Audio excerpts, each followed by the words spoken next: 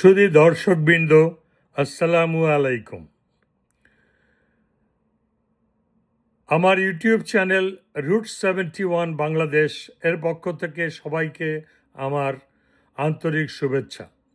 আমি new York থেকে মুক্তিযোদ্ধা ইসমাইল খান আনসারি বলছি। অনেক সময় ভাবি চুপ করে থাকব, এ যাবৎকাল চুপ করেই ছিলাম, কিন্তু বাংলাদেশের সার্বিক পরিস্থিতি গত 2 বছর যাবৎ যা দেখছি তাতে করে আর চুপ করে থাকতে পারছি না।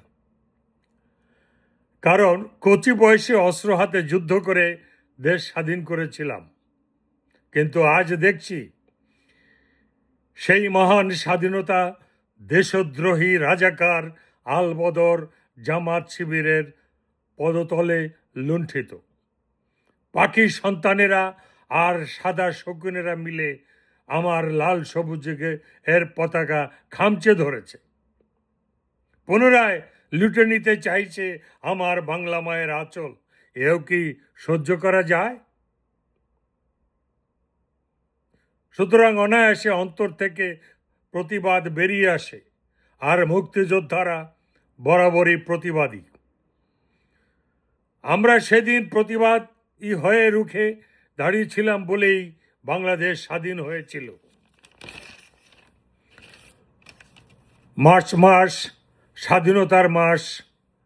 ঐতিহাসিক 7ই মার্চের ভাষণে সর্বকালের সর্বশ্রেষ্ঠ বাঙালি, জাতির জনক বঙ্গবন্ধু শেখ মুজিবুর রহমান স্বাধীনতার ডাক দিয়ে বলেছিলেন, এবারের সংগ্রাম আমাদের মুক্তির সংগ্রাম, এবারের সংগ্রাম স্বাধীনতার সংগ্রাম।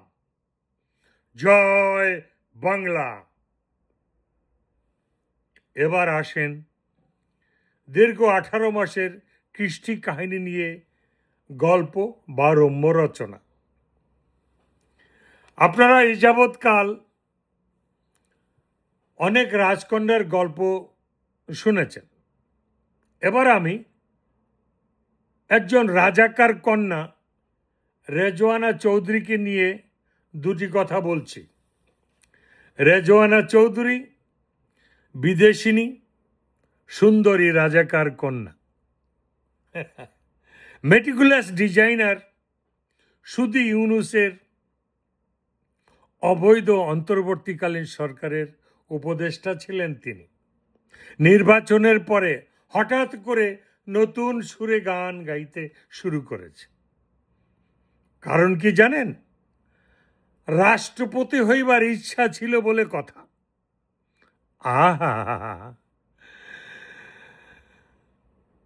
একটা বাংলা প্রবাদ বাক্য আছে যেটা না বলে পারছি না, আর তা হলো কি, সুযোগ পাইলে কুজাও নাকি চিত হইয়া শুইবার চায়। আমি বলি কি, কমলা, তুমি কি আয়নায় নিজের চেহারাটা দেখেছো কখনো? ক্ষমতাসীন সময়ে সুধী ইউনূস, বিশ্ব টাউট মিথ্যাবাদী আসিফ নজরুল, কুত্তার বাচ্চারা জামাতের সাথে সহবাস করেও, ওই কুকুরদের সাথে সহবাস করেও তোমার কি খাউজানি চুলকানি মেটেনি? তবে এবার জামাত, বিএনপি, এনসিপি এরা সবাই মিলে তোমাকে গণধর্ষণ করে চুদলিং পং করে দেবে। কারণ কি জানো সুন্দরী? তুমি খুব নটি মহিলা ছিলে ওই অবৈধ সরকারের আমলে। তুমি সাংঘাতিক নটি। আর এই নটি বলে মব তৈরি করেছিলে।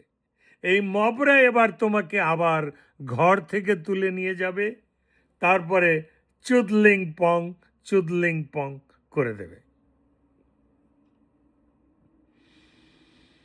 মনে রাখিস, লাখো শহীদের রক্তের বিনিময়ে অর্জিত এই স্বাধীনতা।